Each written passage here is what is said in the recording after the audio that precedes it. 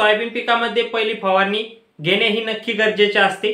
तर ती का घेणे गरजेचे असते तर त्यामध्ये चक्री भोंगा आणि खोडमाशी या किडीला आपल्याला नियंत्रित करणे गरजेचे आहे। मित्रांनो, गेल्या वर्षी चक्री भोंगा आणि खोडमाशीने सगळ्यात जास्त परेशान शेतकऱ्याला सोयाबीन मध्ये केलेला आहे। पाठीमागच्या वर्षी जे सोयाबीन मध्ये ज्यावेळेस फुलाची अवस्था किंवा शेंग भरण्याची अवस्था होते त्यावेळेस जी शेंगाची दाण्याची परिपक्वता अवस्था आहे तर ती जे दाना आहे तर तो परिपक्व अवस्थेमध्ये गेलाच नाही। त्यामध्ये दाना जो आहे तो बारीक भरला। त्याचबरोबर सोयाबीन मध्ये अन्नद्रव्याचा पुरवठा त्यामध्ये चांगला झाला नाही। तर याचं मुख्य कारण म्हणजे चक्री भोंगा आणि खोडमाशी। मित्रांनो, हे चक्री भोंगा आणि खोडमाशीच्या अंड्यापासून जी आळी तयार होते त्यात ती आळी जी आहे तर ती अन्नद्रव्य खाण्याचं काम आतमध्ये करत असते।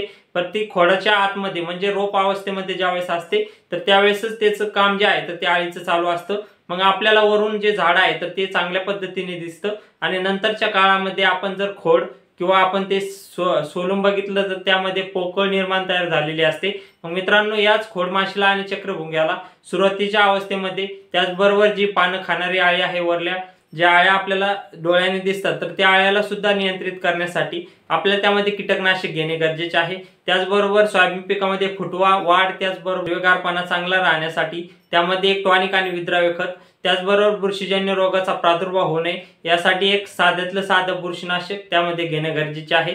मग मित्रांनो, हे कोणतं घ्यायचं तर तेच तुम्हाला आज या व्हिडिओच्या माध्यमातून सांगणार आहे। त्यामुळे व्हिडिओ हा शेवटपर्यंत पाहण्याचा प्रयत्न करा। नमस्कार शेतकरी मित्रांनो, मी महेश सावंत, तुम्ही बघत आहात रॉयल शेती। तर मित्रांनो, आपल्याला जे कीटकनाशक आहे तर ते कीटकनाशक घेताना त्यामध्ये आपल्याला प्रोफेनोफॉस सायपरमेथ्रिन घटक असलेलं कीटकनाशक, मित्रांनो त्यामध्ये नागार्जुन कंपनीचं त्यामध्ये प्रोपेक्स सुपर या नावाने येतं किंवा दुसऱ्या कंपनीचं मिळालं तर ते सुद्धा घेऊ शकता। त्यामध्ये प्रोफेनोफॉस सायपरमेथ्रिन हा घटक असलेला घ्यायचा आहे। तर मित्रांनो, हे आपल्याला 30 ml प्रति पंपासाठी वापर करायचा आहे। यामध्ये चक्री भोंगा खोडमाशी याचं नियंत्रण होणार आहे, त्याचबरोबर आळीचं सुद्धा नियंत्रण त्यामध्ये होणार आहे। त्यामुळे मित्रांनो, हे आपल्याला 30 ml प्रति 15 लिटर पंपासाठी वापर करायचा आहे।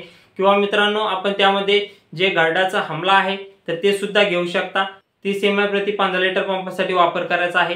किंवा मित्रांनो, आपण त्यामध्ये दुसरे जे कीटकनाशक आहे तर त्यामध्ये आलिका, तर ते आलिका सुद्धा कीटकनाशक आपण घेऊ शकता। तर मित्रांनो, हे झाले कीटकनाशक। त्यामध्ये मित्रांनो, आपल्याला फुटव्यांची संख्या जास्तीत जास्त व्हावी, त्यामध्ये वाढ चांगली व्हावी, प्रकाशसंश्लेषण क्रिया चांगली राहावी यासाठी मित्रांनो आपल्याला त्यामध्ये एक विद्राव्य खत आणि टॉनिक घेणे गरजेचे आहे। मग मित्रांनो, विद्राव्य खत घेताना आपल्याला जो स्टार्टर ग्रेड आहे त्यामध्ये 19 जे विद्राव्य खत आहे तर ते आपल्याला 75 ते 80 ग्रॅम प्रति 15 लिटर पंपासाठी वापर करायचा आहे। त्याचबरोबर मित्रांनो, प्रकाशसंश्लेषण क्रिया चांगली व्हावी, ढगाळ वातावरण काही वेळा असं होतं की बऱ्याच प्रमाणात ढगाळ वातावरण काही दिवस राहतं, मग यामध्ये आपल्या सोयाबीन पिकाला पिवळेपणा येऊ नये यासाठी मित्रांनो बायोविटा एक्स हे सीवीड एक्स्ट्रॅक्ट आहे मित्रांनो, समुद्र शेवाळीपासून बनवलेलं मित्रांनो सर्वात उत्कृष्ट टॉनिक आहे। तर मित्रांनो, हे आपल्याला त्यामध्ये 30 ते 40 ml प्रति पंपासाठी वापर करायचा आहे आणि आपल्याला बायोविटा एक्स हे टॉनिक घ्यायचं आहे।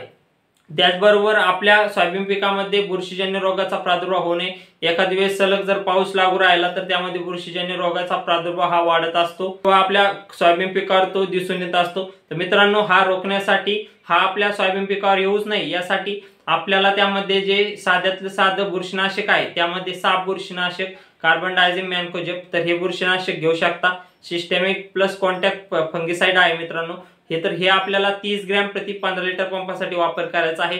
आणि मित्रांनो, अशा पद्धतीने आपल्याला पहिली जी फवारणी आहे तर ती आपल्याला घ्यायची आहे। 15 ते 20 दिवसाच्या सुरुवातीच्या काळामध्ये जर आपण सोयाबीन पिकामध्ये जर खोडमाशी आणि चक्री भोंग्याला कंट्रोल केलं तर निश्चितच आपल्याला उत्पन्नामध्ये भर बघायला मिळणार आहे आणि आपलं जे अन्नद्रव्याची नंतरच्या काळामध्ये सोयाबीन पिकाला कमतरता पडते तर ती पडणार नाही। त्यामुळे आपल्याला सोयाबीन पिकामध्ये आपल्याला चक्री भोंगा आणि खोडमाशी यासाठी आपल्याला पहिली फवारणी नक्कीच घ्यायची आहे। तर मित्रांनो, अशा पद्धतीने आपण फवारणी घेऊ शकता। मित्रांनो, माहिती कशी वाटली कमेंट करून सांगा। अशाच नवनवीन शेतीविषयी माहितीसाठी आपले चॅनल सबस्क्राइब करून घ्या।